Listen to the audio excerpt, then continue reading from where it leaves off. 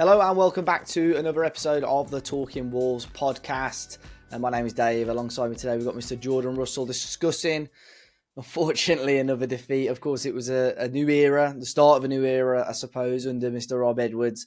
And I don't know, part of me thought hopefully it was a change, a fresh, clean slate for Wolves, and maybe we could get back to, try and get some sort of winning ways. But obviously it wasn't the case. But we'll discuss all the action, all the news surrounding the defeat this weekend against Crystal Palace, and of course answer your questions towards the end as well. Jord, it's good to see you again, mate. How you been keeping? Yeah, no, not too bad. Not too bad. Been busy with work. I was down at a conference in London for most of the week. So, yeah, my back and my feet were killing me. Did loads of steps, stood around, spoke to a lot of people. It was all good fun. Other than that, I've been good. I feel like I've got a bit of a man cold coming on, or man flu, should I say, coming on. Yeah. And for whatever reason this morning, I decided just to shave, have a proper zero shave as well. So anyone watching the pod on YouTube is going to see me look like a fresh-faced baby boy. So, yeah, it's probably a bit of a regret. I just thought I'd feel better if I have a shave, and I actually looked at myself going, nah, you're better with a beard, mate. No, I felt like that as well. I mean, I haven't even done too much this week, but I think there was just so much stress. I think obviously football coming back, as you know, I sort of alluded to on YouTube, sort of got the keys to a new house on Saturday. And I think just having the stress of work, the Wolves, the new house, and everything sort of bundled together has just put a strain on me. Like I'm not sleeping well. My back's killing as well. So we'll see. But yeah, this will be the last podcast in this room anyway, George. So from next week we'll have a fresh setup. So we'll have to see what it looks like. I haven't really got a plan actually. It's probably going to look very, very similar to where I'm sat right now. To be fair, with the shirts and stuff in the back, but we'll wait and see. But Wolves losing out to Crystal Palace 2-0 yesterday. Frustrating afternoon for Wolves. Some positives, but once again, pretty much a repeat of what we've been seeing over the last sort of 10 or 11 game weeks, to be completely honest. Jord, going into this one, obviously in hindsight now, it's easy to sort of discuss it. But going into this one, did you have any belief that maybe Rob Edwards could give us a winning start under him as manager? Yeah, maybe very naively thought, I think what helped was the international break as well, because how bad we were against Fulham and Chelsea pre the international break, and then obviously Vitor going as well. You're just like, it's just a real bad concoction of just apathy and poor. It's just been poor, no beating around it. So actually, I felt like with the break, obviously Rob Edwards coming in, sort of playing a little bit on a new manager bounce potentially. Albeit we're playing a very good Palace team under Glasner, right? I still thought if the fans get up for it, if they change the pre-match music, which they kind of did, they're still not like the Liquidator, but they kind of went back to Hi-Ho Silverline. It sounded a lot better pre-game, that fans would get on board and get behind it. So, yeah, like maybe naively, I thought we might get something out of the game. And actually, I know we'll go into it in a lot more detail. I think we were okay for large parts of it. But yeah, as soon as we conceded, it's just schoolboy, basically heads down, apathy from the fans, from the players. It just, as soon as we concede a goal, our heads just completely drop, and we just don't look like scoring goals at the minute as a football team. So unless we take a lead, we're in dire straits, and ultimately that's what happened yesterday. We conceded one, and we conceded the second one not that long after it, right? And it's just, we're never coming back from that. Yeah, I think the concern is, in terms of the goal scoring, we'll discuss how Rob Edwards started, especially with a front two with personnel that we didn't see under Vitor Pereira. But as a football team, even when you go one down, as fans, you almost want to feel like we can score goals, we can turn this game around. But I think there was a feeling that when that goal went in and stood, because obviously there was the VAR check as well, I think everyone in that ground was like, And when the second went in, a lot of people by me left, and I think the ground very, very quickly emptied as well. To be fair, not just shortly after that. Yeah, pre-match though, the hi-ho silver lining came back. There was almost, I don't know if it was a happy cheer or a sarcastic cheer as that started playing yesterday at Molineux. Like I said, I think there were. I think the liquidator. There were certain sort of silences yesterday. And I thought, oh, here we go. The liquidator could maybe be back, and maybe that was me being a little bit too hopeful. But the Ohio Silver Line was back, and I think the atmosphere was better. I think people went there. There were some some chance towards the chairman and the ownership, which I think was always going to happen. But I think a lot of it yesterday was mainly to try and back Rob and try and back the team, which I'm all for. I think we have to consider, he hasn't had too long with his team just yet. He said in his pre-match press conference, some of the players only returned from international duty on Friday. So, he had less than 24 hours with some of the players. So I think the next couple of weeks is where we can test him a little bit more. And then maybe, we all feel a certain way about how this football club is being run at the moment. But I think it was important yesterday that it was about Rob and the team as well. Like I mentioned, though, Jord, 2 strikers starting yesterday, Strand Larsen and Tolu. A strike partnership that we didn't see from the start under Vitor Pereira, really. I can't even think if they played together much at all, to be honest, but definitely didn't start a game. But what did you make of that when you saw the lineups come out yesterday? Yeah, so I can't profess to have seen a lot of Rob Edwards in terms of what he's been doing at Middlesbrough this season. But yeah, I wasn't too surprised on the basis of what he was doing at Luton in the Premier League, right?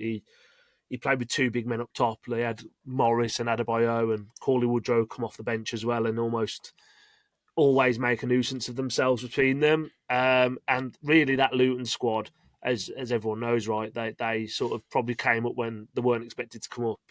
They had a real lack of quality. And I think actually, as much as I wouldn't want to admit it, there's probably a lot of stark similarities to us in that Luton team, right, where actually quality's not good enough. And you know what, actually, if we just put 2 big men up top, it gives us the way to be able to be a little bit more direct than what we can be, because we probably don't trust ourselves building plans of play through the thirds. And actually, if we can get from front back to front, should I say, as quickly as possible with those 2, you can apply some pressure from the front, right? So it didn't surprise me that they played together. Do I think it worked? I don't.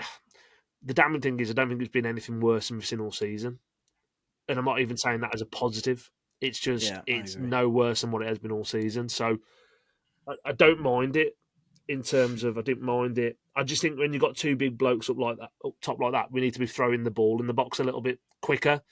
I think we should be playing even more direct. And ultimately, again, not that it's the football I want to see this season, not that it's the football that I think we should be applauding, but actually, if we are going to play with those 2 up top, and again, I know Strand Larsen's not that great in the air, he's more, wants the ball to his feet a little bit, but actually, let's just start putting balls in the box a little bit quicker and just start playing, get back to front as quick as possible. And again, it's going to be ugly, but with 12 games in, we've got 2 points. It's already fucking ugly. So, yeah, ultimately, we need, no, I wasn't surprised them 2 played up top. And yeah, I think actually when Tolu come off and Hwang come on, you could see a difference straight away a little bit. I just felt straight away like it just didn't feel right. It just didn't look right. And yeah, I mean Tolu, yeah, he had a decent game, to be fair to him. But I think I think that's what we'll be persevering with, right? But then you look at the squad and the makeup of the squad. If Tolu or Strand Larsen go down, you've only really got Hwang who could possibly play in that sort of position. And again, it's a completely different profile to a big man, as you were. So yeah, the squad and the makeup of the squad is just appalling. And that's nothing to do with Rob Edwards. That's to do with in the summer where Jeff, Domenico, Matt Hobbs to a lesser extent because he was part of it very early on, and the club really just completely messed it up from start to finish. Yeah, we can only play one way, and in terms of from the style of play that Vitor wanted to install in us, and he just didn't buy good enough players to do it in the first place. Yeah, I think I agree. I think the idea of the front 2 is okay, but I think if you're gonna want to push on with that and carry on playing with that, you need better players around the front 2, i.e. you need better crosses and better quality from the wide areas. You need better players and better quality in behind them as well. Chichua in the first half, it was strange because there was a clear plan for him to sit further forward, Agbadou to slot in as sort of a right back to allow Jackson a little bit more freedom. But he's sort of positioning or his lack of sort of intention to run into the right areas was poor in the first half. It improved a lot at the start of the second half, and you saw that Wolves were on top the first 10-15 minutes and had some good little passages of play. Muller Wolf, I wasn't completely against coming back into the team. He had a pretty decent international spell with Norway as well, helped them qualify, got the assists. Probably didn't see enough from him. And then the other player I mentioned sort of playing in behind the front two is Manetzi, who, again, people were gobsmacked when he was in the team because we all thought under Vitor Pereira, what's going on here? Under Rob Edwards, I think Manetzi must be one of those players in training. He must be absolutely unbelievable. But I think when a player runs and so on as much as he does, I think you're always going to catch the eye of whoever is running the football team. But unfortunately, yesterday, again, really highlighted for me the lack of technical quality that this guy has on the ball. He really, really held us back. And some of the 50-50s he did okay in, but some of the lack of quality in some of the final balls that he put forward, and sometimes the lack of vision and awareness that he has to find a ball in, a forward pass is really, really frustrating. So there's things like that hold us back. And then I agree in terms of the striker replacement. Tolu gets booked, then commits another foul. All of a sudden, you're on a tightrope. All he has to do is, we saw with Anthony Taylor yesterday, Strand Larson wins the 50-50 at the end of the first half to go through on goal, and he blows up and gives Palace the foul the other way. All Tolu needed to do there was lose out on a header, but he's nudged the Palace player that goes down, and Taylor could send him off. And you all of a sudden you're fighting a losing battle. So I agree. I think you need. The lack of balance is out of Rob Edwards' control, you're right. But I think that in January that needs to be addressed. But which sort of players and which quality of players are going to be coming to the football club? But I think there's potential there. I think for 60 minutes, we had 11 men behind the ball for parts of that first half, but the fans were up for it. The fans wanted to fight. The fans, we were given something to sort of back a little bit. I thought João Gomez and Andre stepped up a little bit more at times throughout the game as well. But it's like you mentioned, as soon as that first goal goes in, I think heads drop, and I think people start to realise. VAR was on our side a little bit, Jord. I think David Muller-Wolf fouled right on the edge of the area. I don't really know why he slid in, to be honest, in that first half. And very, very tight call. They did look at that for a little bit. Could have been a Palace penalty, and that was on our side. And then the Palace goal as well, the opening goal, they checked that for VAR. And I was hoping it was just going to be one of those days where everything fell for us perfectly, but it wasn't to be on that occasion. But what was your take on those VAR shouts? Both right in your eyes? Because, they took a while with both of them. Yeah, I think so. I think, like I say, I think the Muller Wolf one, he's lucky because he's desperate in terms of it's like a desperate attempt lunge to get to the ball. And it's I think if it was given as a penalty, I don't think it gets overturned. It was very, very close to the line, and actually, I think it was inconclusive evidence to be able to basically throw it over. Naked eye, I thought it was a penalty, but he couldn't definitively say that it was an error, and it had to be so. I think that's why that stayed. And the offside was. I think they were checking Mark Gay. I watched back Match of the Day this morning as well, just to have a re-look at it. And Mark Gay's not interfering really, and he's not in Sam Johnson's eye line or anything like that. And I think I spoke about this like weeks and weeks ago on this podcast about goals you concede when you're down there and your luck's out and stuff. That first goal for Palace is one of those goals that you only concede when everything's going against you, and you're rock bottom and you just get your shit out of luck. Like, it's just really unfortunate that it's hit a few bodies and it just dropped to Munoz after Sam Johnson already committed to a dive for the save the original shot, and it's just that sort of luck is it's just horrid, and it happens when you're down the bottom of the league, right? You just can't do anything about it. But I think the second goal, where we just gifted them the ball in the middle of the park, that can't happen. And that's where that isn't luck, that's an ability thing. No. And it's an ability thing or a lack of ability thing that you're actually losing the ball in such a dangerous area. But it's an ability thing of, when Pino's got the ball, just shifted out his right foot and curled it in the top corner. Like, both goals are, you can't really do anything about both goals in truth, other than that for the second goal, I don't know why Hwang's paying that sort of ball in the middle of the park.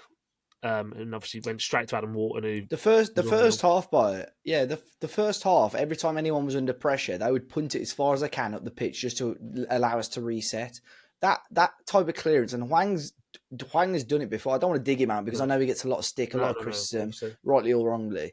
But he did it. Remember against Newcastle a few years ago, where he literally whipped it across. That's exactly what I thought. That was exactly what I thought about as well. The same thing. Yeah, exactly the same thing. Where he's like, the Newcastle one, he would have been better off putting out for throwing, right? And he just basically shanked a volley onto the edge of the 18-yard box. But yeah, you can tell with Hwang, and again, like, this is the last thing we'll say about him, because, like I say, he's getting torn to bits, and as much of an ability thing it is, I feel quite sorry for him at this point. Bloke's confidence is shot to pieces. Like, it shouldn't be anywhere near a football pitch right now because his confidence is that low. And he's massively a streaky confidence. But we've seen it in his Wolves career, right, where he gets a goal, he'll go and score 5 and 3, and then he won't do anything for 6 months. But when he's confident and when he's not thinking about 2 and 2 under Vitor, didn't he? Yeah. When it's automatic and he's not thinking about it, like, I actually think he's got some ability and some qualities that can really help us. When he has the ball at his feet and he's 80 yards away from the opposition goal, those are the positions in the areas that Hwang should be playing in anyway, right? Because he's just not a good enough footballer, technically, to be able to basically work himself out of a hole, get himself up the pitch and be able to, and do that. Hwang's effective in the 18-yard box, other than a penalty, as we saw again from the South Korea highlights where, he just can't take a penalty. But I just think, like, the Hwang stuff, even the Menezes stuff to some point as well. Like, again, some Menezes getting slandered and slated. And look, I've always said on here, I like him. Like, in terms of, I think he offers something. Technically, is he a good footballer? No, he's not. But is he effective? At times, yeah, very effective. But when you've got a team that's struggling like us, I think Marshall Menezes is effective when we've got our backs against the wall a little bit and he's covering every blade of grass and he's trying to hassle and harass and make it difficult for the opposition to break us down. Should Marshall Menezes be playing, and again, loose, inverted commas, as a number 10, the link between the two strikers when you've got Andre and Gomez behind him? No, because the strikers are already isolated, and if Menezes is the one who's technically got to then start trying to, connect Andre and Gomez to the front two, he isn't technically a good enough footballer to be able to do that. But again, it comes down to we just haven't got the right profile of players in this squad to be able to play in a way that's effective. To be honest with you, I think the recruitment in the summer, in terms of positionally, they replaced everyone that left positionally, but quality-wise, they're a million miles off it. Yeah. And like you mentioned there about Jackson Stewart, it's like he's got all the pace in the world, but he didn't do anything with it. Like, say, he might get on the end of a ball, but then he wants to turn back because he hasn't got the confidence or the ability to put a meaningful cross in. So it's all just a bit of a waste, to be honest. There was a couple of times, like I said, the second half I think he was better. The first half it was just like, right, I'm up here, but where do I need to be? What do I need to do? And there were a couple of times where he hassled, I think, Mitchell a little bit. Second half was much better though, and I think you could tell Rob Edwards had a proper word with him, and he was picking up better spaces. He went down. It would have been a very, very soft penalty, but that ball was from Menezes. I think the ball could have maybe been weighted a little bit better. Jackson still had a lot to do, I just think he was a little bit weak to go down.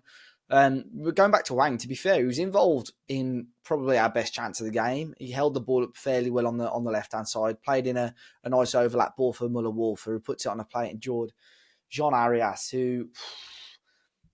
There's a few players in this team that I just want it to come good for, and it's him. But at the moment, it's so hard to stick up for players like that when you are not really contributing much, but when you are given the opportunity, you miss chances miss chances like that. I can't believe he put that wide, not even on target. Yeah, it's again confidence thing. I'm not sure what it is. Like, this is a guy that was in the team of the Club World Cup. Whether you think it's a Mickey Mouse tournament in the summer or not, he had good games against good opposition across teams all around the world. He's in the fifth pro top 30 players in the world. It's sod's law that Wolves would sign someone who's in these lists who basically comes to us and looks completely out of sorts and doesn't like he could kick a football. It's just the Wolves way, unfortunately, and like we've seen it many, many years. Like, I've got no doubt John Arias will leave Wolves in January or the summer, because that's what he's not sticking around at all. He'll go and he'll have a good career. He'll go somewhere else and look great. It happened with a lot of these players, but collectively as a group and as a core unit, there's nothing. And I'm already sort of getting a little bit apprehensive about coming on these podcasts. The fact we're in like middle to late November, knowing that we're doing these podcasts till the end of May, and I think we're going to be having the same conversations about these same profiles of players every podcast. We already have been, haven't we? From game. Yeah, I know, and that's the thing, right? It's just, do I think we've got quality within this squad? Yeah, but put it all together, it's a car crash and a mess. And John Harris, again, on paper, looked like a ridiculously good signing. He looked like a real good, adequate replacement for Matheus Cunha on paper. If we didn't get him when we got him in the summer, he could have gone to a lot of big clubs over. In terms of if it had gone another 2 weeks, I think it was just because we acted so early on it that we got him. Like, I'd imagine like there'd be top teams in the top 5 leagues that had been after him on the basis of what he'd done in the summer and what he'd done in the season before in the Brazilian league. So it's just that our luck that we brought him, and has he settled? Probably not. Has he got an actual? What's his best position in his Wolves team? I couldn't tell you. We don't play with wingers. Could he play in a midfield three with with Andre and Gomez? I don't think so. So it's just I don't know what you do with him. And it's not just him. There's so many players in this squad where it's like, just don't know what to do with them. Yeah, that's what I mean. I think again, it depends who you speak to. I'm sure Vitor Pereira may do interviews in the future and lie blame on Teti or the recruitment team. Teti might lie blame on Vitor or the recruitment team. And if you ask Jeff Shee, he'll probably put blame on Vitor Pereira and Teti. I don't think anyone will take responsibility, but ultimately Vitor obviously had an idea for this squad and how he wanted to shape it, and he's gone very, very physical. And interestingly enough, the way the Premier League has gone this year has gone with teams taking advantage of set pieces with big physical players. But for whatever reason, Wolves haven't been able to do that. And we're bringing these physical players in, whether they're big and strong, whether they're pretty quick in Jackson Tua's case. But technically, Jord, they have not got the quality to compete. That, like, I agree. I think you look individually at some of these players. Will they play at bigger clubs next year? Yes. I think, you look at Strand Larsen, you look at João Gomes, you look at Andre, those three in particular, they will, Krejci may well move on, or whether he stays at Girona or gets another move. There's players there that will play for bigger football clubs, but unfortunately, whatever it is, the system, the way that the head coaches so far have been trying to get the best out of these players, or the other players around them just aren't good enough, which is also the case. Just nothing is falling into place and nothing is clicking into place. And it's frustrating to watch. Like I said yesterday, although I felt we were in the game for 60 minutes and, it felt good, there was a bit more atmosphere. Out of that 60 minutes, Crystal Palace probably looked the better team for 40 to 45 minutes of it, at least 2/3, 3/4 of that time frame. And even at 2-0 up, Wolves was sat with like a mid-block. It was sat really, still quite deep. For most teams, if they're 2-0 up, they'll be sat back and trying to defend and, be getting onslaughted from attacks. And Wolves just didn't seem interested in that. And it was strange and it's concerning. I think Strand Larsen, again, he put himself out quite a bit yesterday, but not the right role for him at all. I think you need to be feeding him in and around the edge of the area or inside the penalty area, and he takes advantage of that. But yeah, just frustrating, Jord, overall. The whole performance, like I said, the 2 goals, and it's frustrating. Look, we can't take anything away from Palace, though, Jord. I mean, they, have been very, very good this season. Only got 2 defeats, but keeping the likes of Mateta quiet, he had a great chance he missed in the first half. But they're a good side as well. I just think the quality is lacking, and even the players coming off the bench, they're quite poor as well, aren't they? I mean, you look yesterday, no impact from anyone coming on, apart from Hwang, I suppose, giving the ball away for the second goal.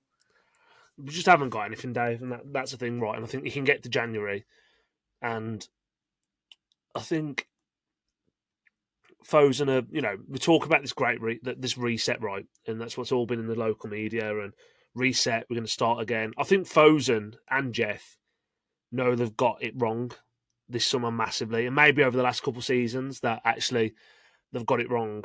And I think the proof will be in the pudding that they're going to have to really show some ambition over the next couple of years to get fans back on side. Because I think I said on a podcast, maybe the last one, I think actually, bearing in mind we've been in the Premier League for 8 years, actually when we go down, because that's what's going to happen when we go down, I think that we're pretty much on a neutral, level playing field from where we were when they're coming, 10 years ago? Was it now? Is this the 10th season we've been under Fosen charge? So basically, we're back to square one with them, and they need to really commit to be serious about this football club. And if they want to get this football club as a meaningful brand across the world, first of all, you've got to be in the Premier League. So they're going to have to really invest and spend next season into getting us straight back up, which, again, proof will be in the pudding. I'm not here to say they won't or they will. But then they really, when we get back into Premier League, or if we do, they've got to really mean it. Because my biggest fear at the moment, Dave, and I think might be other people that listen to the podcast, is that if we get to January in a similar predicament to where we are now, pretty much on single-digit points, no chance of staying up, I don't necessarily want us to see us spend 100 million in January. I generally don't, because then that just hampers us to go and spend when we're in the Championship next year. So I almost, and again, it's really defeated me. I hate being like that, but that's just sort of where I am with the whole situation, being very apathetic about it. Is, what's the point? And I know that sounds bad for me to say, but what's the point in us investing money in January? What is the point? And what's the point in, if we could go and spend 100 million quid and bring in 5-6 players, but the core nucleus of the current squad is still around? What's the point? Because we've added, we've added what we thought in the summer, to some extent, some quality players to replace very good players. Well, with Aitnery, Cunha, Semedo, very, very good players, and they've not even moved the needle. If anything, we've regressed. So it's almost like, well, what's the point in investing in January in this squad when actually probably the best thing for us to do is just gut the whole thing in the summer, which will happen, and just completely build it from fresh? Because actually, as a team right now, I've got no feeling towards them. I honestly, and I don't hate them, but I just feel so just meh about the whole thing. I've got no connection to this football club at the minute, or this team. And I think we spoke about it, right, a few weeks ago, definitely off the podcast, but we spoke about it with, 3-4 years ago, I could speak to any football fan, whether that be my mates who are non-Wolves fans, whether it's someone at work, whether it was just an international colleague, and they'd be able to name me the Wolves 1 to 11, what formation we're playing, the 3 subs that are coming on. We're going to be hard to beat. We're going to be great on the break. We're going to have pace everywhere. That's how we're going to play. Got people talking to me now going, where'd you get this Chichua guy from? And who's this Wolf guy? If you asked a casual football fan, not even a casual football fan, just someone who watches the Premier League on a regularish basis, and say, right, name the Wolves 11, I think loads of people would struggle. We've got no identity. We've got nothing about this. I'll give you 4 or 5 names. Yeah, it's just, yeah. I know I'm rambling a little bit, but that's just sort of where I am. I'm just, I don't think you fix the problem in a window. I think it'll take multiple windows, and Rob Edwards has got a big job on his hands. I think the word reset as well. You mentioned it earlier. It's a word that Jeff Shee used in his statement about Rob Edwards. And again, I don't think a lot of Jeff Shee's words have credit with many people, to be fair. But it'd be very, very interesting to see what happens. And I think what's important for us to know is deep down, they might not want to admit it now, but there's probably senior people at this football club that are sort of having to prepare themselves for relegation to the Championship. People listening to this podcast, watching my videos, know that I'm like the least defeatist person ever. So do I think that Wolves can stay in the Premier League? Yeah, yes, I do, but I've got to be realistic as well and say, there is a big chance that Wolves may not be in this division next season. And I think January will be interesting, Jord, because I think if you do get towards Christmas and the new year and you're sort of 12, 15 points adrift by that point, I really hope that's not the case, but it's still possible. I think that's when you've got to be realistic and say, look, how can we prepare for next season? How can we prepare this Wolves squad best to make sure we're back in the Premier League in the 27-28 season? Will it be 26-27 season? No, yeah, 27-28 season. 27-28, yeah. And yeah. But anyone that comes in January, if you sign players, are going to know that you're probably going to be in the Championship, so they're going to be up for it, and they're going to, all being well, they're going to be sticking around. So that's what's important. You want players that want to be here for a start. I mean, we've got that with the manager, with Rob Edwards. I think it's important for us that the level and quality of football isn't god awful between now and the end of the season, because I think a lot of people get on Rob Edwards' back as well. So we need an element of quality or work rate or effort. But in January, I think, you'd be stupid if the guys at the top of Fosun said, right, I'll give you 100 million in January, but you're like 15 points adrift. Anyone at the club should say, okay, maybe we'll use 30, 40, 50 million, but ideally we want to keep this for next summer when they're in the Championship. Self-sustainable it's rare that it doesn't work in the Premier League, let alone in the Championship, because your fees of 40, 50 million pounds of players in the Premier League all of a sudden will turn into 15, 10 million pounds, much, much lower values. I remember when the likes of Luke Cundle and so on moved on from us. Good players, never going to be Premier League players for us. And people were surprised when they're sort of going for 2-3 million. That's the sort of markets the Championship are in now. Unless you've got a real quality up-and-coming player in their early 20s, players are going for 5 to 10 million pounds. There's not huge value in there. So they would have to invest if they want to get us back into the Premier League straight away. So it's frustrating. I think you look at Adam Wharton, just unbelievable yesterday, Joe. Probably one of the best players on the pitch. A player that Wolves have been linked with previously, looked to sign when he was at Blackburn. Teams like Palace, teams like Brentford, there have been teams in this division. West Ham have done it quite often, taken punts on these kids in the Championship that are playing well. A market that Wolves have completely neglected since we've come up into the Championship. There were opportunities for us to sign James Maddison when we got promoted. Players like that which Wolves turned away. And Wharton was just unbelievable yesterday. Just phenomenal footballer. The quality of passing there was fantastic. And these are the sort of players that we've turned away because the transfer model, especially over the last 3, 4, 5 years, has been abysmal, to be honest. It's been really, really poor. So this reset, if it happens in January and all of a sudden we see an upturn in form, great. But we might have to give it some time. But unfortunately for Jeff Shee and unfortunately for Fosun, Jord, fans haven't got patience, have they, at the moment, because of how bad the situation has got? Well, no, because you get patience with results, and football's a very, very fickle industry. Where if you're winning football games, everything's fine, and when you're not winning football games, fans want you out, the team's shit, the ownership's shit. We're going to protest. Like, there's all that sort of thing, right? So football is such a very flippant, sort of fickle thing, and if we went and won yesterday, and we were going to win 3 on a row, I think talks of protesting and all that sort of stuff just completely goes away, because it's like, right, actually, we're winning football games again now. And I know that some people listening to this might not want to hear it, but actually, I think the anger should be more thrown at Fosun than Jeff Shee, right? Because I think that actually, as an ownership model, they're the ones who effectively say what can get put in and put out of the football club, right?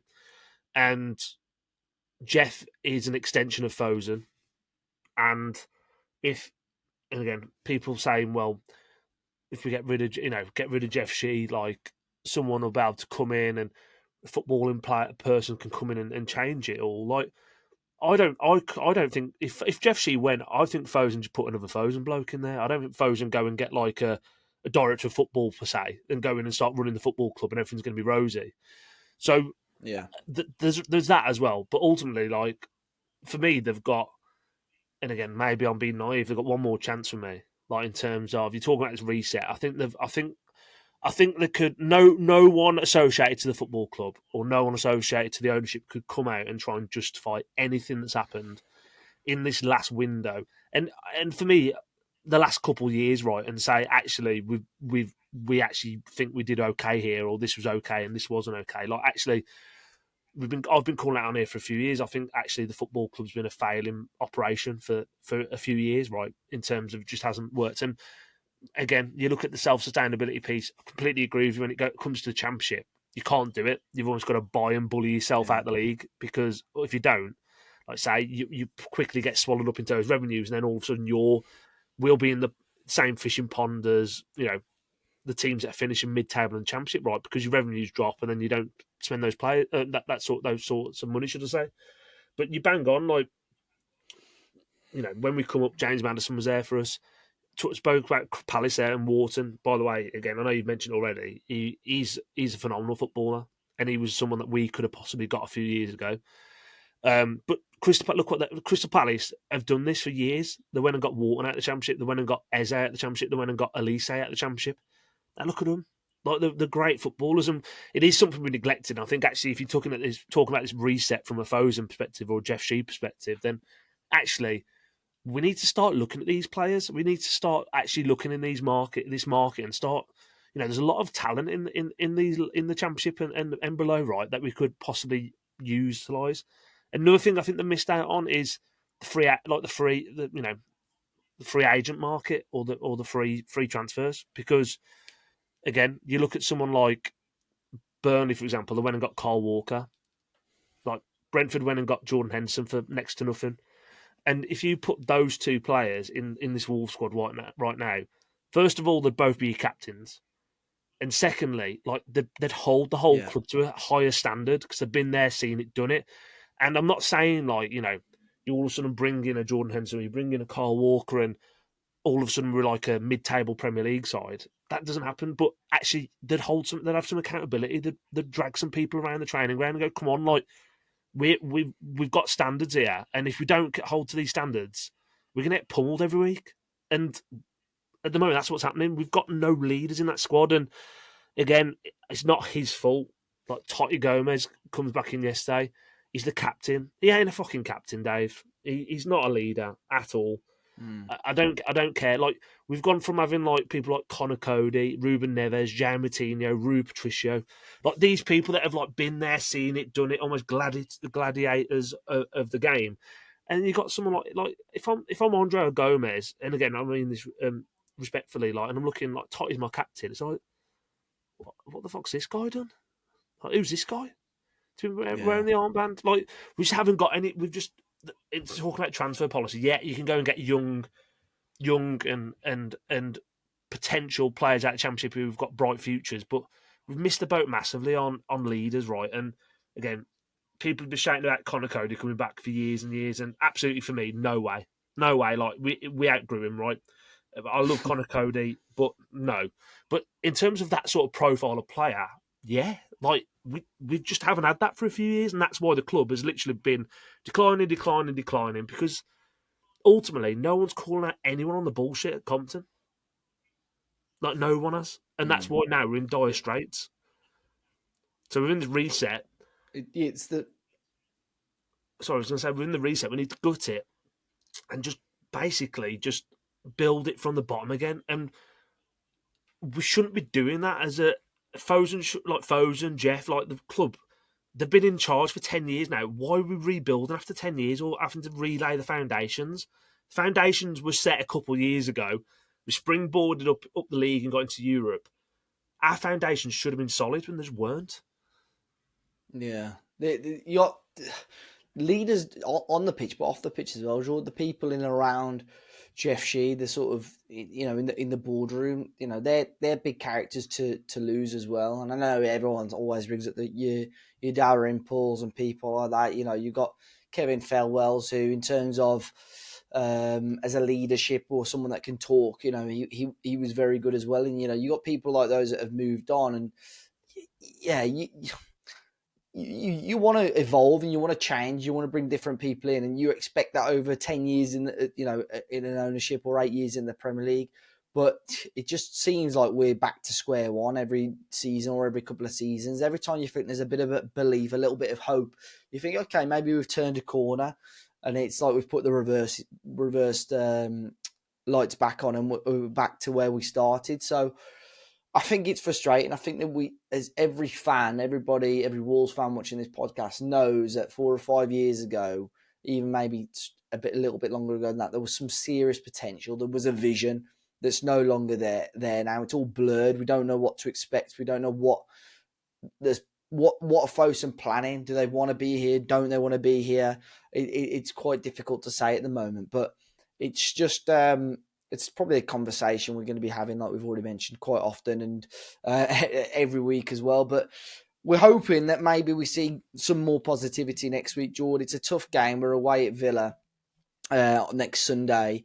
A team that we've had mixed success against, to be fair. I think we normally get the better of them at Molineux, to be fair. The last couple of years at Villa Park haven't quite gone to plan. Any signs of positivity from you going into this game next week? Can Rob Edwards get his first win, do you reckon? Not really. The only positivity is that we tend to do well at Villa Park. And Rob Edwards is an ex-Villa player. So it's almost like there are scripts within that and undertones which go, actually, could we go there and get a result?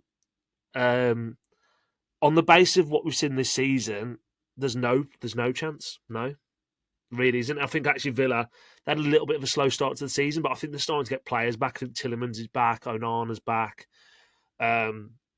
Seems like Rodgers and Watkins are starting to get back into some form as well. So, look, it's going to be really tough for us to go there and get a result. But can we go there and get a result? Potentially. Like, I think, our best performance of the season was Tottenham away, right? And we're really unlucky not to win that. So if we get to those levels, we could possibly go and nick a result, yeah. But I wouldn't hold your breath on it, to be honest with you. The only other thing that comes into it's a derby game of sorts, and it's like, well, that sort of brings it more to a level playing field. But ultimately, they've got more quality than us over the pitch, so they should win. And that's really, unfortunately, the long and short of it. Yeah, like I said, they have a slow start. They're playing Leeds as we speak, as we're recording this podcast, so we don't know obviously what that final result will be. But definitely over the last few weeks, especially before the international break, they kicked on quite a bit and hit a decent little run of form. To be fair, so I mean, if results go their way and they end up beating Leeds today, they could sneak into the top 4 for a short period of time. So they have, that's how well they have started. So yeah, it's going to be a tough game. But like I say, against Villa, we had some real mixed results against them earlier on this year under Vitor Pereira. Obviously, when Cunha scored at the death that's a great performance. He played really, really well that game, albeit at Molineux. Earlier on that year at Villa Park, we were awful. But you never say never. But I think, again, a lot of people like yourself, Jord, are probably listening and they're not holding their breath. Let's jump on to some questions anyway. Of course, lots of negativity, which we have to expect and accept, I suppose, as well. Someone has said Irish Wolf talking about sort of incomings and outgoings in January, because I think it's an interesting conversation to have, Jord. We mentioned it earlier on. It's really, really unknown how we're going to approach the window, because if you're dead and buried, what's the point in spending money on players, to try and keep us up when it's looking unlikely. But he said he's indifferent to whom in this squad is going to stay in January. He said he'd be gutted to see João Gomez go. Same with Krejci. I think Krejci will stay regardless because of the loan deal. Andre is not as fussed in regards to losing, but cashing in is not unthinkable. And the Buenos, he would. I don't know why. Again, I wouldn't be overly against moving one of, or if not both. Although I think Hugo Bueno would probably stick around in the championship, and I think he'd be a very, very good player at that level. To be fair, he thinks we need an overhaul in January. So similar to what you were saying, but maybe 3 or 4 months earlier than you suggest. But reckons something like 8 in, 8 out. I mean, it could happen, but I think you're just writing off the season completely if you're moving on 8 players in 1 month, Jord. I can't see it happening personally. No, I think it's too much in January, but do we need an overhaul? Absolutely. Do I think every player that is mentioned there, maybe other than the Buenos, will move on? Absolutely. It just depends on what the importance is for Rob Edwards, that he wants to try and get some players of his own signings in January, start to get them knitted and embedded in sort of the formation system and style he wants to play moving forward. Then I can see that, but it's probably too much to overhaul that many players and get that many players in a January. But would I be surprised if like a João Gomez moved on in January, or an Andre, if not both of them? Not really, because at the moment it's World Cup year, right? They're not in the squads. They're in a very, very underperforming football team, and I think personally both of them are better than where we are right now. I think both of them are good enough to play at a high level. So I wouldn't begrudge them moving. So it depends. There might be player power and agent power trying to get involved, but yeah, it wouldn't surprise me if they moved in January. And if the season's already gone, then who are we really to stand in their way? I think it'd be very unfair of us as a football club to stand in the way of someone who's got World Cup ambitions when they're almost like on the brink of a squad or not. Yeah, it's not like it's a Strand Larsen who will go, or a Mollewolf who will go, or even John Ritter Bellegarde for Haiti who will go. It's like these very sort of 50-50 calls. And as a Wolves fan right now, if João Gomez handed a transfer request in, do you blame him? Can you blame him? Not really. So yeah, I wouldn't want to see him go, but yeah, I think they could go in January. I just don't think you'll get a massive overhaul of incomings and outgoings happening in January. Yeah. Dan said, has Rob Edwards watched reruns of our previous games this season? You'd like to think he has, but if he has, how on earth has he decided that Renetzi is worthy of minutes? Scary. Again, we mentioned this very briefly earlier on. I think we're not there on the training pitch, and I mean, look, maybe that's a easy excuse for me to say. I think yesterday in particular sort of really, really highlighted to me the lack of quality that he has technically. I'd like to think maybe, Jord, that Bellegarde could come in a similar role next game. I think he has had decent performances against Villa before. Jean-Luc Bellegarde, I think he scored the goal at Molineux in the game that I mentioned earlier on. But with him being with Haiti, he may have come back late. I think Menezzi wasn't included with Zimbabwe because he wanted to stay and train with the new head coach. So that probably helped him a lot in regards to potentially starting against Palace. But I think for me, somebody else does have to come in, and probably Bellegarde is one of those players that you look at potentially starting in that similar role next week. Yeah, potentially. But at the same time, has Bellegarde this season or in seasons gone by ever sort of grabbed the shirt and taken it with both hands? No. So, yeah, I think Menezzi can come out of it, no problem.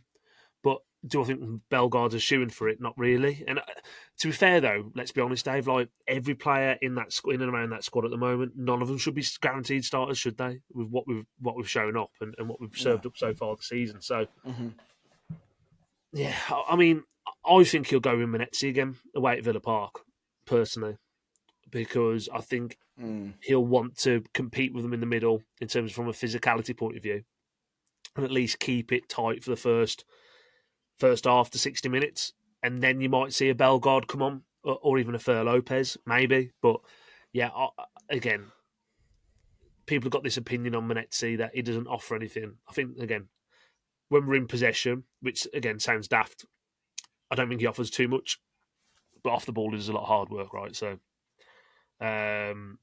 yeah, I think, yeah, I can see him playing next week, to be honest. Yeah, a few questions, all very, very similar stuff, really, in regards to certain players not playing, why the likes of Huang and Arias are still playing, and so on. Let's finish on this one as well from David Matthews. He's a Borough fan. He says, "There's a Borough fan who comes in peace. Do you think the job is too big for Rob Edwards?" It's an interesting question, to be fair. I think it's so early to say that, Jord. I don't think so. I think that in regards to if the job is to keep Wolves in the Premier League, I think that's probably too big for 99% of the managers on planet Earth. But as a job to restart this new chapter or this new project for Wolves, maybe not. It's probably quite early to say, but I mean, it's a massive job for him. But I think, you look at which position he left in Middlesbrough, where he's doing quite well, to join us. I think we have to be quite grateful for that at the moment. Yeah, I think first of all, like it probably wouldn't have been my first choice of manager, but the one thing I will say about Rob Edwards is he really wanted to be here, right? He made a big play for it. He's got an emotional connection to the Yeah. club, and he wants the job right. And actually, I don't think there'd be many people out there that would want this Wolves job right now. So for that, I give him a lot of credit, and I'm backing him, and I hope he does a good job. If this job is right now is big enough for him, I think it's probably too big a job for Pep Guardiola at the minute in terms of just where we Yeah. are with the playing squad, the ability, the task in hand to keep us up when we're like 10 points adrift or whatever it was at the time. We'll quite definitely will be double digits at some point. Which I haven't got the league tab in front of me.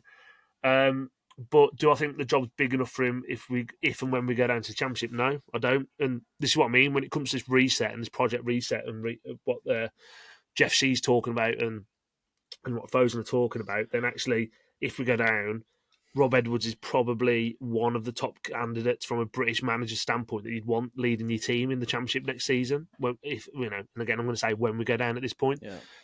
So we just got him in early, and hopefully he beds in, he gets his philosophies in, he can sort of gut out the players he wants and he doesn't want, and sort of get people on board with him. My fear is that he's coming into a real sort of abject sorry state of a football club right now. If we don't win in the next 10 games, the fans won't believe in Rob Edwards and the players won't believe in Rob Edwards, right? So he could still be the right Yeah. bloke for it when we're in the Championship, but I think he's been extremely brave to do what he's done. I think he could have possibly waited till the summer to get this job, but because I just think he's got a thankless task now, and if we don't win in, let's say we go say from now we go 9 games without winning a game, can you honestly say that he won't be getting flack from the fans and the pressure on him, saying, "Oh well, he ain't the right guy." Yeah. He could be the right guy. I just think he's coming to like the wrong situation right now, personally. Um, so that's a long-winded way to answer the question, but yeah, I think the job's too big for anyone right now. But do I think Rob Edwards would be the right guy in the summer to get us back out the Championship? Yeah. So they probably just brought it forward a little bit earlier. My fear is his confidence gets the stuffing knocked out of him over the next 6 months. Ultimately, Yeah, it will be interesting. I think the level of patience from fans will be interesting. Like I said yesterday, they sort of quite a muted, sort of respectful applause, I think, after the game yesterday. I think, like I mentioned at the start of the podcast, I think that needed to be done. The start of a new chapter and so on. But yeah, it will be interesting because I think people are still frustrated with what's going on. Will protests come soon? Maybe. I'm sure you would have seen Jord, the old gold pack, the banner they made. A lot of people giving them stick for that as well, in regards to, well, you've made this banner, why have you not taken it into the ground? Well, to be fair, if I'm paying 200 quid for something and I think it's going to get taken off me, I probably wouldn't take it into the ground either, to be honest. So I think it's there and it's all over social media and it's been shared on social media. So the club will be aware of it, no doubt as well. So, it's going to turn into something like that, quite nasty soon. I think they've got to start off the January transfer window almost with a bang, George, or something, or get some prearranged transfers, or something a little bit concrete in the next few weeks. I think to get fans, you're not going to get as excited, I don't think, but just to try and keep fans on side as much as they can, really. But the only way fans will be coming back on side short term is by winning football matches. It's a massive task. We've got some very, very tough games between now and Christmas. There are some winnable games in there as well. I mean, I mentioned Forest. They had a great win this weekend, but we've got them at Molineux, I think. Played Brentford at Molineux before Christmas. You know, albeit they've had a good start to the campaign as well. So there are all games in there. But you play Liverpool, to be fair now. I can pinpoint as a game that's potentially winnable with the form that they're in, but no doubt that'll turn around sooner rather than later. So there's games there for points, but it's how we need goals, and that's the issue. I think if we can start scoring some early goals, we can maybe sit on these leads, but we can't even do that. And when we're going behind, we haven't got the belief, we haven't got the quality, we haven't got the confidence to get ourselves back in these games. But I think that's all for today, Jord, unless there's anything else to add. Being, as always, a decent therapy session. So, it's Villa next week. Of course, we'll be back after next weekend's game. Fingers crossed it's a little bit more positive because, like I said, each week it seems to be disappointing performance, a little jab again at the ownership, and then discussing some of your questions as well. But I appreciate you tuning in nonetheless. Jord, thank you for jumping on, mate. Where can people find you if they wish? At Jord7 on Twitter or Instagram. Thank you. And I'm at Dave as a party everywhere, or we're at Talking Walls everywhere as well on all the socials. If you want to keep up to date with the latest Walls news, be sure to drop us a like, follow, or subscribe. If you're watching on YouTube, you can hit the like button and subscribe. And if you're listening on Spotify or Apple, leave us a 5-star review. But until next time, guys, enjoy the rest of your week, and we'll catch you all very, very soon.